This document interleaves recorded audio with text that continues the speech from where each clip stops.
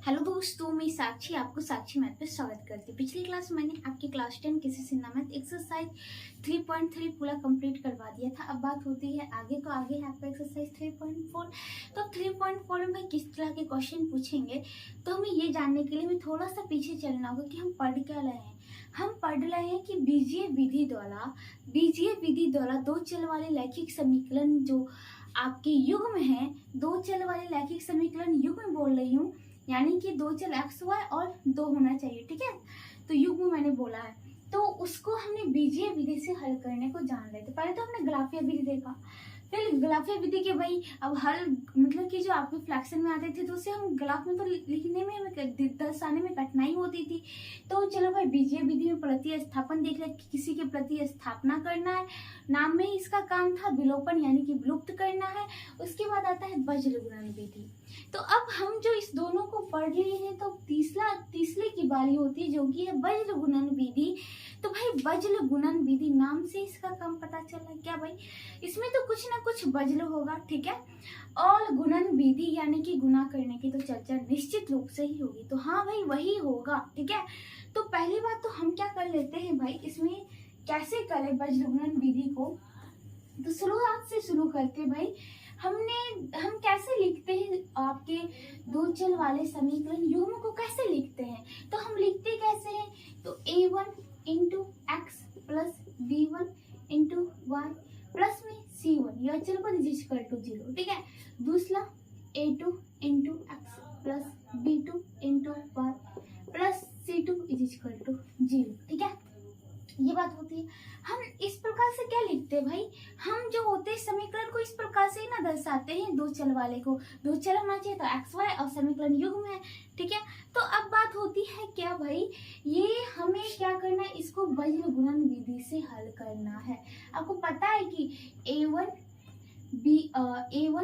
b1 और c1, a2 b2 और c2, इस सब की जगह आपका क्या होगा, संख्या होगा। ठीक है, अभी तो मैं इसको इस रूप में होता है ये बता रही हूँ, तो इस सब की जगह क्या होगा भाई, संख्या होगा। ये बात तो आपको पता है, और इसको हल करना है यानी एक्स वाई को मान निकालना है। ठीक है, तो यहाँ पे बात क्या होती है, अब क्या करें भाई, तो कुछ नहीं करना है। ये वज्र गुणन विधि नाम है वज्र गुणन, यानी कि वज्र होगा गुना करेंगे, ये तो ठीक है भाई। वही काम यहाँ पे भी एक बार फिर से करेंगे जो काम हम विलोपन विधि में करते थे। अब विलोपन विधि में क्या करते थे भाई, क्या करते थे बताइए कमेंट बॉक्स में। तो विलोपन विधि में हम क्या करते थे भाई, कि किसी एक चल को विलुप्त करते थे। ठीक है, तो उसी प्रकार यहाँ पे भी विलुप्त करेंगे, लेकिन उसका आगे का भी कर्म करेंगे ताकि उसका नाम आएगा वज्र गुणन विधि। ठीक है, क्योंकि हमें वज्र करना है, गुना करना है। ठीक है, पहले छोटी छोटी बात चलेगा तब जाके हमारा वज्र गुणन निकल के आएगा। तो जैसे कि पहले यहाँ पे देखिएगा, अगर मुझे यहाँ पे क्या करना है, एक्स चल को हटाना है, तो एक्स चल को हटाना है तो ये समीकरण आपका फर्स्ट है और ये समीकरण आपका सेकंड है। किसको हटाना है भाई, एक्स चल को हटाना है। तो एक्स चल को हटाने के लिए क्या करें भाई, तो एक्स चल को हटाने के लिए हम क्या करते हैं भाई, एक्स चल को हटाना है तो इसके जो गुना है दोनों को बराबर कर देते हैं। यानी यहाँ पे a1 से गुना है जो कि अलग संख्या, a2 यहाँ पे जो कि अलग संख्या, तो हम क्या करते हैं, a2 को इसमें गुना करते हैं, यानी कि फर्स्ट समीकरण को a2 से गुना कर देते हैं एंड सेकंड समीकरण को a1 से, ठीक है, गुना कर देते हैं। तो चलिए समीकरण फर्स्ट को, समीकरण जो आपका फर्स्ट है उसको किससे गुना करता हूँ, a2 से गुना करता हूँ, a2 से गुना, तथा सेकंड को किससे गुना करता हूँ भाई, a1 से गुना कर देता हूँ। ठीक है, गुना करने पर तो क्या प्राप्त होगा भाई, देखिएगा फर्स्ट को बोला a2 से गुना करना है, तो चलो भाई फर्स्ट में पूरी में क्या करना है, a2 से a1 into x plus b1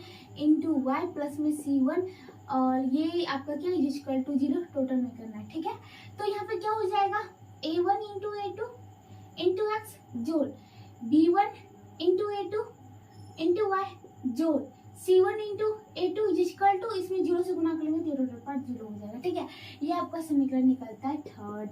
अब फिर देखिएगा, अब बात करते हैं क्या, पुनः फिर से क्या भाई, अब मैंने बोला है कि सेकंड समीकरण को है a1 से गुना करना है भाई, तो सेकंड समीकरण को a1 से गुना करेंगे तो सेकंड समीकरण a2 इंटू एक्स जोड़ b2 इंटू वाई जोड़ c2 इक्वल टू 0। क्या हो जाएगा, a1 into a2 into x जोड़ a1 into b2 into y जोड़ a1 into c2 equal to इसमें जीरो से गुना करेंगे तो ये जीरो रह जाएगा। ये आपका समीकरण क्या निकलता है भाई, थर्ड के बाद फोर्थ। अब देखिएगा क्या भाई, आपका a1 into a2 into x, a1 into a2 into क्या है भाई, आपके x है, ठीक है। तो अब बात क्या होती है कि हमें जो है इसको हटाना है, यहाँ पे भी प्लस में यहाँ पे भी प्लस में, यानी कि क्या करना पड़ेगा भाई, एक को माइनस करना पड़ेगा, इसलिए हम क्या करते हैं, घटा देते हैं। मान लीजिए क्या भाई, हम समीकरण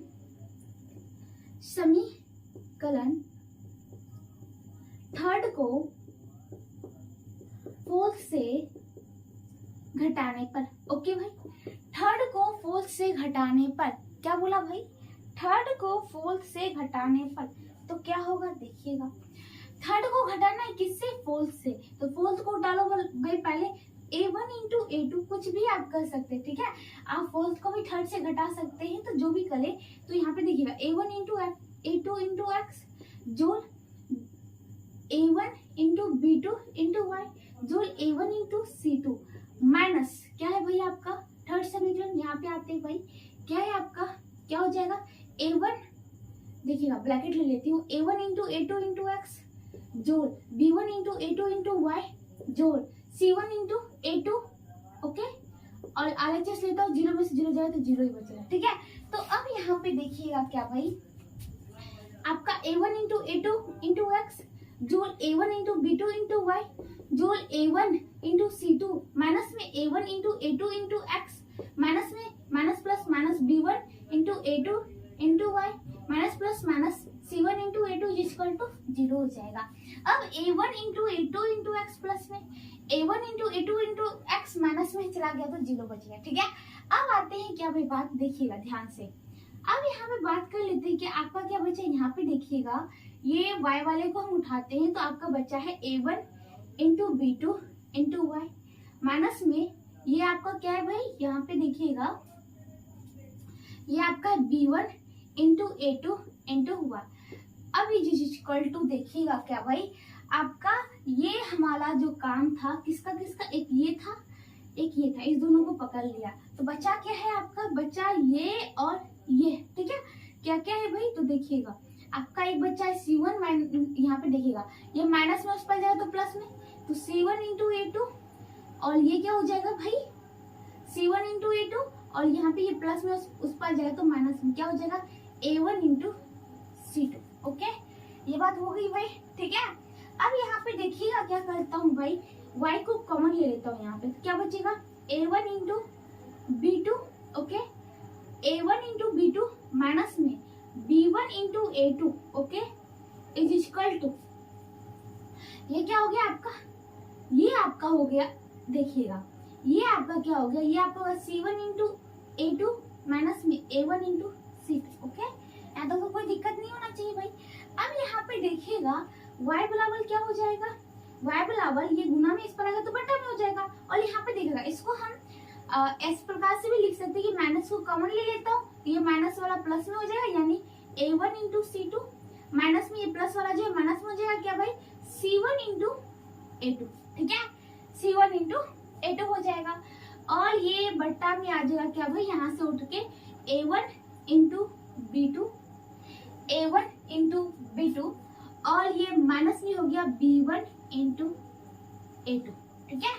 ये बात समझ में आई भाई, क्या y बराबर जो टर्म हुआ है ये आपका माइनस मैंने क्यों कॉमन लिया, आपको ये भाई माइंड में तो चलता होगा भाई हमने क्यों माइनस को कॉमन लिया, तो माइनस को हमने एक सुविधाजनक के लिए लिया, वो कैसे भाई, तो ध्यान से देखिएगा, यहाँ पे a1 इंटू a2 इसमें भी है और a1 इंटू a2 इसमें भी है, और यहाँ पे क्या होता है a1 उधर चल जाता, यहाँ पे a1 इधर आ जाता, इसीलिए मैंने क्या किया, एक साइड रखा a1 इंटू c2 माइनस में c1 इंटू a2, फिर a1 बटा में क्या आपका a1 इंटू b2 माइनस में b1 इंटू a2, ठीक है।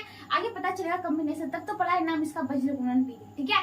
तो ये आपको मान लीजिए क्या भाई, ये आपका क्या हो गया, फिफ्थ हो गया, ओके, ये आपका क्या होगा, फोर्थ तक तो चला गया था, फिफ्थ का क्रम हो गया, चलिए यहाँ तक हो गया ना। अब यहाँ पे तो जगह नहीं बचा भाई, मैं इसका क्रम यहाँ पे शुरुआत करती हूँ फिर से, तो आगे देखते हैं पुनः फिर से लाती हूँ समीकरण को, फिर से क्या भाई, अब बात होती है क्या भाई, हमारा y का टर्म तो निकल गया, अब मैं क्या करती हूँ कि y का मान नहीं लगती भाई, हम प्रतिस्थापन थोड़ी ना कर रहे कि y का मान रखो इसके टर्म में क्या कहते हैं आपके जो दूसरे टर्म आएंगे उसमें रखो y का मान और निकालो, नहीं, हमें वज्र गुणन विधि करना है। नहीं, हमने यूज तो कर ले भाई विलोपन विधि का, विलोप करके यूज कर ले, लेकिन हमें लास्ट में वज्र लाना है, वज्र गुणन विधि लाना है। तो क्या भाई हम y का मान रखेंगे, x का मान निकालेंगे, ऐसा काम करेंगे क्या? तो फिर हमारा वज्र क्या मान हुआ भाई? वज्र गुणन विधि कहाँ बना भाई?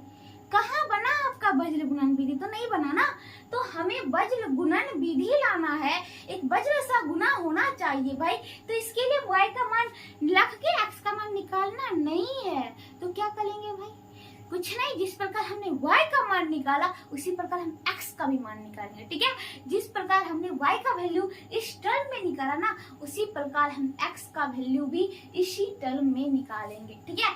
तो यहाँ पे देखिएगा क्या भाई, आपकी बात कर देती हूँ कि अब बात होती है कि हमें निकालना है x का वैल्यू, तो x का वैल्यू निकालना है तो y को तो हटाना पड़ेगा, यानी कि अब y में यहाँ पे गुना है फर्स्ट समीकरण में b1, यहाँ पे है b2, इसमें कर देता हूँ b2 से, और सेकंड में फर्स्ट में b2 से गुना कर देता हूँ और सेकंड में b1 से गुना कर देती हूँ। तो कहने का मतलब है पुनः समीकरण फर्स्ट को किससे गुना करती हूँ भाई? समीकरण जो फर्स्ट है आपका उसको b2 से तथा सेकंड को किससे भाई? b1 से गुना करने पर, ओके, गुना करने पर। तो क्या बोला मैंने? बोला है क्या? गुना करने पर मैंने बोला फर्स्ट को करना है b2 से, तो b2 गुने फर्स्ट क्या है? a1 इंटू एक्स जोड़ b1 इंटू वाई जोड़ c1 इज इक्वल टू 0।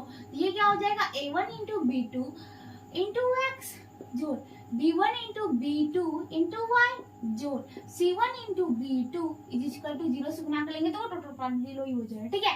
ये समीकरण में आगे का जो काम कर रही हूँ ये 6 में डाल देती हूँ, ठीक है। फिर देखिएगा पुनः अब करना है b1 से गुना किसको? सेकंड को, तो a2 इंटू एक्स जोड़ b2 इंटू वाई जोड़ c2 को गुना करना है। ये वाला 0 है ना, ओके। अब देखिएगा क्या होगा? b1 into a2 into x जोड़ b1 into b2 into y जोड़ ये आपका b1 into c2 is equal to 0 से गुना करूंगा 0 हो जाएगा। चलो भाई, ये समीकरण कितने निकल गया आपका भाई? ये 6 हो गया था, ये 7 कर देती हूँ, ठीक है। अब बात क्या होती है, तो यहाँ पे देखिएगा आपका, यहाँ पे देखिएगा क्या भाई, अब यहाँ पे एक इसको देखिए 6 को और 7 को देखिए क्या, हम यहाँ पे ये b1 into b2 into y, b1 into b2 into y इसको हटा सकते हैं। तो क्या करते हैं? दोनों प्लस में एक माइनस कर दे भाई, तो कोई बात नहीं, चलिए लिख देता हूँ क्या, समीकरण किसको भाई? 7 को 6 से घटाने पर, ओके। 7 को 6 से घटा रही हूँ तो 7 कहाँ है भाई? यहाँ पे 6 से घटाना है, चलो कोई बात नहीं। आप कैसे भी कीजिए भाई, आपका माइनस का चिन्ह आएगा, अगर आप उल्टा करते हैं तो भी कट ही जाएगा, प्लस में हो तो मेला आता है, आप उल्टा करेंगे तो माइनस आएगा तो भी कट जाएगा, और मैं माइनस में आ जाता है तो आप उल्टा कर ले, यानी कि आप क्या करते हैं भाई, इसी से इसको घटाते हैं या फिर इसी को इससे घटाते हैं, तो कुछ नहीं भाई, आएगा बराबर ही, ठीक है। बार बार बोल रही हूँ। तो यहाँ पे देखिएगा क्या भाई, ये आपका क्या होगा, आप जैसे कि मान लीजिए कि आपका एक तरफ आ जाएगा माइनस में, उधर भी आ जाएगा माइनस में, तो आप माइनस माइनस काट के फिर भी प्लस ही आएगा, ठीक है। जैसा मतलब कि जो भी करेंगे ना, हमारा जैसा आंसर आएगा, किसी को भी कीजिए, सिर्फ चिन्ह का फर्क आएगा, वो भी चिन्ह बाद में कट जाएगा, ठीक है। तो कहीं कोई गड़बड़ नहीं है, ये नहीं कि भाई 6 को ही 7 से घटाना है, 7 को ही 6 से घटाना है, ऐसा कोई जरूरी नहीं है, आप किसी को भी उठा के किसी से भी कर दीजिए, ठीक है। चलिए किसी से भी करेंगे भाई, b1 into b2 into Y को हमें हटाना है, वो हटेगा ही क्योंकि एक माइनस हो जाएगा, ठीक है। तो यहाँ पे देखिए इसको हटाने से मैंने कहा है कि समीकरण, लेकिन जो आपने लिखा है उसी क्रम से करेगा, ये नहीं कि लिखिएगा कुछ और करेगा कुछ और, पता चलेगा गलत हो जाता है, क्योंकि स्पष्टीकरण तो इसी से होती है ना भाई। चलो तो देखते हैं, यानी 7 को 6 से घटाना है। चलो 7 का है, ये आपका समीकरण 7 और 6 यहाँ पे है, तो चलो a1 into b2 into x plus b1 into b2 into y plus c1 into b2 minus, ठीक है, टोटल पार्ट 7 का, तो b1 into a2 into x जोड़ b1 into b2 into y जोड़ b1 into c2 okay, is equal to 0 में 0 जाएगा, 0 ही बचेगा। तो ये होगा a1 into b2 into x जोड़ b1 into b2 into y जोड़ c1 इंटू b2 माइनस में b1 into a2 into x minus में b1 into b2 into Y minus में b1 into c2 is equal to 0। भाई minus plus minus था, minus plus minus इसलिए minus लिखते चला गया, ठीक है। अब देखिएगा क्या भाई, ये कहाँ गया भाई, y वाला टर्म यहाँ पे माइनस वाला है और यहाँ पे प्लस वाला चला गया। बचा क्या भाई, x को एक जगह कर लेता हूँ तो a1 into b2 into x, okay, minus में b1 into a2 into x. एक ये वाला टर्म निकल गया। तो अब देखिएगा बचा क्या, ये बराबर में कर देता हूँ, आपका बचा एक यहाँ पे है, ये देखिएगा उस पार जाएगा तो क्या हो जाएगा, ये माइनस में उस पर जाए तो प्लस में b1 इंटू c2, ये प्लस में उस पर जाए तो माइनस में c1 इंटू b2। ओके, यहाँ तक बात समझ में आ गई भाई। चलिए तो x को कॉमन लेता हूँ तो क्या होगा, a1 इंटू b2 माइनस में b1 into a2, okay, is equal to ये क्या हो जाएगा, b1 इंटू c2 माइनस में c1 into b2। x is equal to b1 into c2 minus में c1 इंटू b2 बटा में क्या हो जाएगा, a1 इंटू b2 माइनस में b1 इंटू a2, ठीक है, समझ में आ रही है बात। अब यहाँ पे कुछ तो दिख रहा है, क्या दिख रहा है ध्यान से देखिएगा। आता हूँ फिर से इस पे, इसको मैं ऐसे लिख सकती हूँ क्या भाई, y बटा, यहाँ पे देखिएगा ये आपका समीकरण, मैं इसको बना देती हूँ क्या, ये आपका कहाँ तक चला था, 6, ये देखिएगा ये 8 नहीं है 7th है, 7th को घटाया था ना, हाँ, तो ये 7th तक चला था, इस समीकरण कर देता हूँ 8, ओके। अब देखिएगा क्या भाई, अब यहाँ पे देखिएगा क्या, पुनः फिर से इसको एक बार और कर लेते हैं क्या, 8 ये 8 तक लाने दीजिए, इसको देखिएगा हम इसको क्रॉस मल्टीपल कर सकते हैं, इसको यहाँ ला देते तो क्या हो जाएगा, x बटा b1 इंटू c2 माइनस में c1 into b2 equal to 1 बटा क्या हो जाएगा, a1 इंटू b2 माइनस में b1 इंटू a2, ओके, ये आपका क्या हो गया 9th। अब पुनः फिर से यहाँ का टर्म उतारती हूँ क्या भाई, क्या आपका y1 बटा 1 इज इक्वल टू क्या है, माइनस में a1 c2 माइनस में c1 a2 बटा में a1 इंटू b2 माइनस में b1 इंटू a2, ओके। इसको ये किससे था आपका, 5th से मैंने लिखा है, देखिएगा इसको ऐसे कर सकता हूँ, y बटा माइनस को लेने देता हूँ, ठीक है, तो इसको लिख देता हूँ क्या, a1 इंटू c2 माइनस में c1 into a2, okay, equal to minus में 1 बटा a1 इंटू b2 माइनस में b1 इंटू a2, ओके। ये आपका कर देता हूँ 9th के बाद 10th। अब ये देखिएगा 9th और 10th से क्या भाई, 9th और 10th से क्या 1 bye a1 into b2 minus में b1 बटा a2। इसी प्रकार यहाँ पे देखिएगा क्या भाई, उसी प्रकार यहाँ पे बात कर लेते हैं क्या, ध्यान से देखिएगा, ये आपका क्या हो गया भाई, ये आपका जो है ये माइनस में 1 बटा a1 इंटू b2 माइनस में b1 इंटू a2। अब कहिए भाई यहाँ माइनस का यहाँ पे प्लस का बराबर तो हुआ नहीं, चलो भाई इस माइनस को उठा के मैं 1 कर देती हूँ, यहाँ पे माइनस का टर्म ला देती हूँ, ओके, अब तो चलेगा भाई। तो क्या होगा तो देखते हैं भाई, तो यहाँ पे देखिएगा इसको क्या करता हूँ भाई, 9th और 10th से क्या हो जाएगा, अब ये टर्म आपका बराबर है, यानी कि RHS बराबर है तो LHS भी बराबर होगा, तो इसको लिख सकते हैं x बटा क्या भाई, x बटा, ध्यान से देखिएगा, x बटा b1 इंटू c2 माइनस में c1 बटा b2 is equal to y बटा माइनस में 1, या फिर उसको आप गुना करके जिस प्रकार यहाँ पे था आपका उसी टर्म में भी लिख सकते हैं, ठीक है, उसी टर्म में भी लिख सकते हैं, क्या भाई लिख सकता हूँ, अगर मैं इस टर्म में भी लिखना चाहूँ तो इस टर्म में भी लिख सकती हूँ, ओके। ऐसे देखिएगा तो ये आपका अगर लिख ही देती हूँ उसी टर्म में गुना करके, ये तो क्या हो जाएगा आपका c1 बटा माइनस माइनस प्लस में इंटू a2 माइनस में a1 ये c2 इक्वल टू, ओके, ये क्या हो जाएगा, दोनों को बराबर करके ये बराबर लिखना ही पड़ेगा ना भाई, 1 बटा a1 इंटू b2 माइनस में b1 इंटू a2। तो आप समझ में आई भाई बात, ये समझ में आए? ये ही था आपका बज्र गुणन विधि। अब भाई इससे क्या होगा, इससे क्या होगा, यही जानना है ना। तो यहाँ पे देखिएगा क्या भाई, आपका यहाँ तक तो काम खत्म हो गया ना। ये आपका क्या निकल गया, देखिएगा आपका निकल गया क्या, x बटा में b1 इंटू c2 माइनस में c1 into b2 is equal to y बटा c1 इंटू a2 माइनस में a1 into c2 is equal to 1 बटा क्या a1 इंटू b2 माइनस में b1 इंटू a2। ठीक है, अब इसी का सब काम करेंगे भाई। ये आपका निकल गया। अब यहाँ से पता चल रहा है भाई क्या, यहाँ से हम x का वैल्यू फिर y का वैल्यू इसके बराबर करके हम क्या कर सकते हैं भाई, निकाल सकते हैं। तो यहाँ पे देखिए, तो भाई यहाँ पे ये आपका तो निकल के आया। अब इसका काम क्या है भाई, ये क्या है यहाँ पे, ये क्या है। तो भाई यहाँ पे देखिएगा, यहाँ से आपका y का मान, यहाँ से आपका x का मान, दोनों का पता चल गया। ठीक है, तो बात कर लेते हैं। आपको पता है क्या भाई, a1 b1 c1 a2 b2 c2, ये तो आपका संख्या लेगा भाई। समीकरण दे रहा है तो कुछ भी लेगा, संख्या लेगा ना। समीकरण दे रहा है, संख्या लेगा या कुछ भी लेगा। तो आपको चलना है, चल तो आपका लोगे जो कि निकालना था x और y और फिर x का। ठीक है, तो यही है आपका बज्र गुणन विधि कि हमने ये निकाल दिया दोनों को बराबर करके।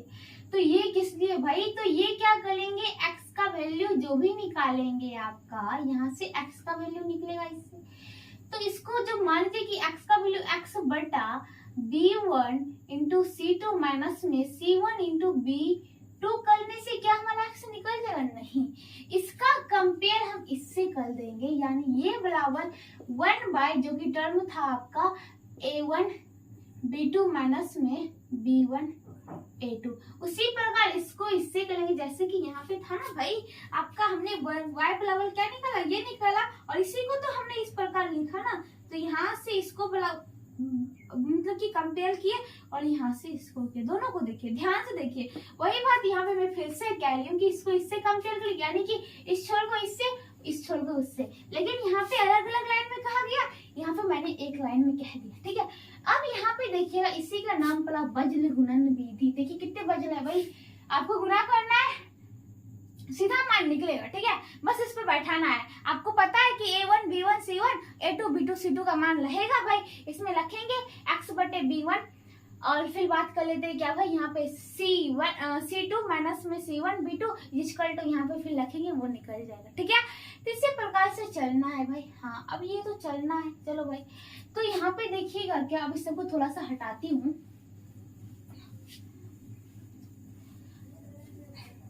अब देखिएगा, इसको हम सजा के लाने की कोशिश करते हैं। ठीक है, ये सब तो हमने प्रोसेस से ला दिया भाई, इसको ला सकते हैं।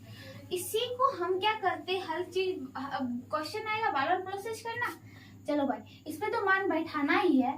तो देखिएगा क्या भाई, आपका समीकरण किस रूप में रहता है, a1 इंटू एक्स जो b1 इंटू वाई जो c1 is equal to 0, a2 into x जोल b2 इंटू वाई जोल c2 इज इक्वल टू 0। ये समीकरण क्यों लिखा भाई, तो ध्यान से देखिएगा भाई। कंपेयर इससे हो जाएगा कि जब आपने x का वैल्यू निकालने की कोशिश किया तो x के बटा में क्या है, x के बटा में b1 इंटू c2 और फिर माइनस में क्या है भाई, माइनस में आपका है c1 इंटू b2। ठीक है, यानी कि x का निकालेंगे तो a1 a2 का कोई फंडा नहीं है इसके नीचे। और ये बराबर फिर देखिएगा a1 इंटू b2 और ये क्या है भाई a2 माइनस में a2 इंटू b2, ऐसे करके। तो यहाँ से इस ड्रॉ से भी निकाल सकते हैं हम। ध्यान से देखिएगा, मैं लिखता हूँ x के गुना a1, ये a2, ये b1, ये b2, ये आपका है c1 c2। ध्यान से देखिएगा। ठीक है, जब बात होती है x का वैल्यू निकालना हो, तो क्या करेंगे, x का वैल्यू निकालना हो तो इसको इससे गुना कर दो, ओके, इसको इससे गुना कर दो x के बटा में। x के बटा में क्या करना है, इसको यहाँ से चलेंगे, पहले इसको गुना करेंगे और माइनस में क्या करेंगे, इसको करेंगे, ठीक है। x के बटा में ये करेंगे तो हो गया आपका b1 इंटू C2 और फिर माइनस में C1 इंटू B2। इसको यहाँ से दिखा ली तो इसका मतलब क्या देखिएगा। फिर बात होती है y वाला टर्म लेता हूँ। y का क्या फंडा भाई, y का फंडा है कि C1 इंटू A2 माइनस में A1 इंटू C2 आना चाहिए। ओह, तो देखते हैं भाई, इसको हटा के मैं इस साइड कर देती हूँ, ध्यान से देखिएगा। आपका क्या था, यहाँ पे था, चलिए यहाँ पे कर देती हूँ A1, यहाँ पे कर देती हूँ A2, ठीक है। अगर मैं यहाँ पे बात कर लेता हूँ क्या भाई, ये आपका चला C1 इंटू A2 और फिर माइनस में ये आपका इस साइड आ गया, यानी प्लस वाले का टर्म है, और ये फिर इस साइड उठ के गया, ये आपके माइनस में हो जाएगा, यानी C1 इस टर्म में से चला B1 इंटू C2, ओके, और फिर ये क्या हो गया C1 इंटू B2 हो गया। चलो भाई कोई दिक्कत नहीं है। फिर इधर से आया तो ये प्लस में C1 इंटू A2, ये y का टर्म में हो गया, और ये हो गया A1 इंटू C2। और फिर देखिएगा क्या भाई, ये बराबर जो होगा, ये तो हो गया x बटा ये देंगे, y बटा ये देंगे, और ये बराबर भी तो हमें इससे कंपेयर करना है भाई। तो ये आपका क्या होता है, फिर से यहाँ पे लिख देती हूँ क्या, b1 इंटू B2। तो ये बराबर प्लस में है A1 इंटू B2, ओके, फिर ये है माइनस में B1 इंटू A2। इस प्रकार से आपका ये फंडा कंप्लीट होता है, ये 1 बटा, यानी कि सीधा आप इसको क्या कर सकते हैं भाई, डेकोरेट करके इस तरह से हम सीधा इसको ऐसे गुना करके फिर इसको इस प्रकार से गुना करके माइनस का चिन्ह देते हुए आगे बढ़ते जा सकते हैं। तो ये था आपका क्या भाई, ये है आपका वज्र गुणन विधि। इसी प्रकार से वज्र करके हमने गुना करके आंसर निकाल सकते हैं। जैसे कि मैंने एक क्वेश्चन को लिया है आपके लिए, 2x plus y is equal to 35 है, 3x प्लस में 4y is equal to 65, okay. तो यहाँ पे देखिएगा क्या भाई, पहली बात तो हम इसको क्या करते हैं कि 2x प्लस में y माइनस में 35 लिख सकते हैं is equal to 0, 3x plus में 4y माइनस में 65 इज इक्वल टू 0 हो जाए, ठीक है। अब यहाँ पे देखिएगा क्या भाई, हमें निकालना है मान। तो हमें पता है कि हम मान निकालना है भाई, तो यहाँ पे देखिए अगर इस विधि से चले तो पहली बात तो A1 A2 करके लिख लेना भाई, ठीक है।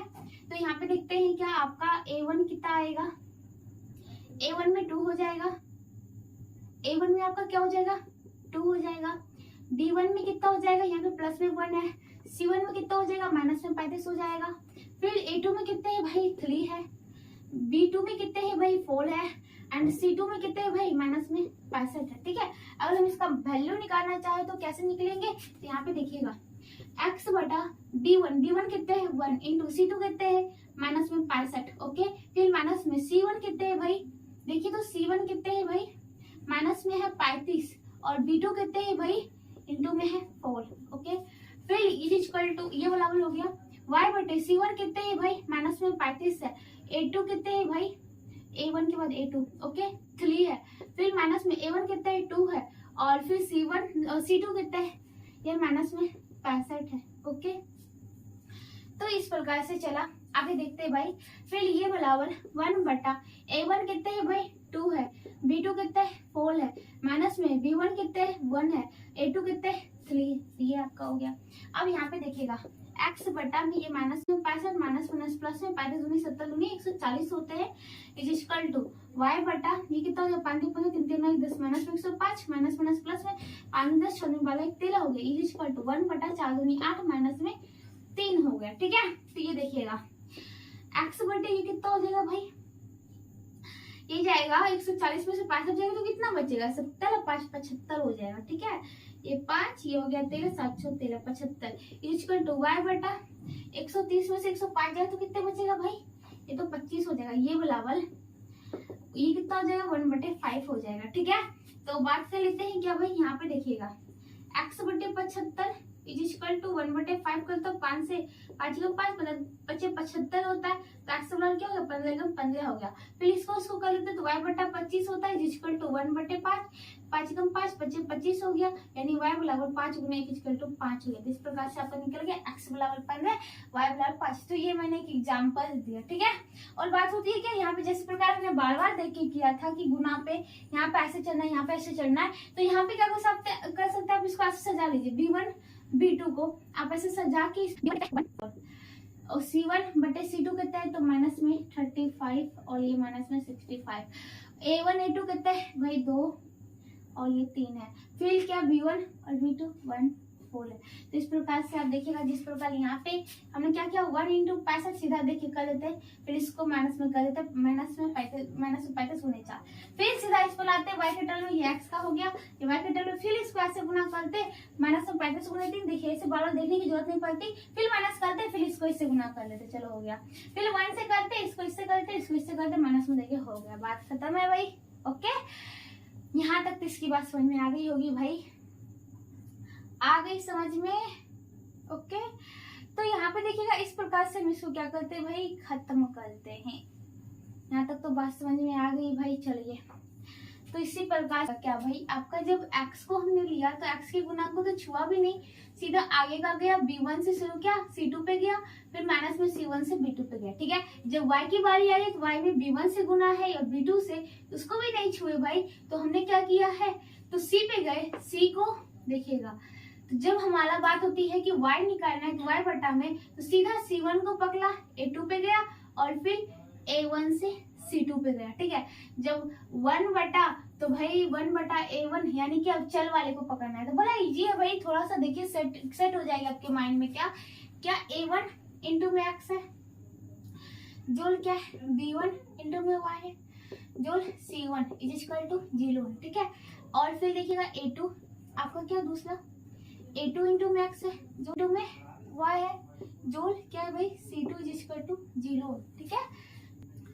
यहाँ पे देखिएगा क्या भाई, आपका जब x निकालने की बात हो तो हम x के तो छुएंगे भी नहीं, सीधा आगे जाएंगे, इसको इससे कर देंगे, यानी b1 को c2 से माइनस में, फिर इसको इससे चलेंगे, यानी b2 को माइनस में c1 से, या c1 इंटू b2, ठीक है। जब आती है बात क्या y की, तो y में क्या चलेंगे भाई, y वाले को पकड़ते, चलो भाई अब इसको हटाओ, y का b1 b2 तो छूना ही नहीं है। देखिएगा यहाँ पे जब x था a इंटू में था तो b से शुरुआत की, यहाँ b1 है तो c1 से शुरुआत करेंगे, इसको इसके साथ जाएंगे, यानी c1 इंटू a2 माइनस में, और फिर c2 इंटू c2 यानी c2 इंटू a1, ठीक है। और बात होती है कि जब हमने इस दोनों का खेला कर लिया भाई, जब एक दूसरे का ले लिया, अब बात होती है कि इसके बुला लीजिएगा तो दोनों चर को पकड़ लो, दोनों चर के गुना कर दो, यानी इसको इससे करते हैं, यानी 1 बटा a1 इंटू b2, और फिर इसको इससे माइनस में b1 इंटू b2। बस इस प्रकार से भी आप इसको बैठा सकते हैं, माइंड में सेट कर लीजिए भाई, ठीक है। तो इस प्रकार से आप इस ग्राफ को सेट कर लीजिए। जब हमारी बात होती है x को बटा में लगना है तो x में a1 से गुना होता है, तो उसका आगे b1 से पकड़ेंगे, c2 करेंगे, c1 से b2 करेंगे, फिर आगे y की बात होती है तो y में b1 और b2 गुना होता है, तो आगे c1 से पकड़ेंगे, a2 के साथ जाएंगे, ठीक है। फिर आगे की बात होती है तो फिर आगे में आता है a1, अब दोनों चर को पकड़ेंगे, दोनों चर की गुना को, तो इस प्रकार से हम इसको बना के लिख सकते हैं। तो इसको माइनस सेट कर लीजिए, बार बार इसको हम जो होते हैं कि शुरुआत से इतना तो थोड़ी ना बताए, इतना थोड़ी ना शुरुआत से काम करते चलेंगे, नहीं भाई, सिर्फ इसे बैठाएंगे आंसर निकालेंगे, ठीक है। इसी को तो कहते हैं वज्र गुणन विधि, आपका वज्र करके देखिए गुना आते जा रहा है, ठीक है। इसी के साथ एक्सरसाइज 3.4 का आपका इंट्रोडक्शन खत्म होता है, और आज मैं इस क्लास को यही समाप्त करती हूँ, और क्लास में 7 बताऊंगा, तब तक जिले लीजिएगा।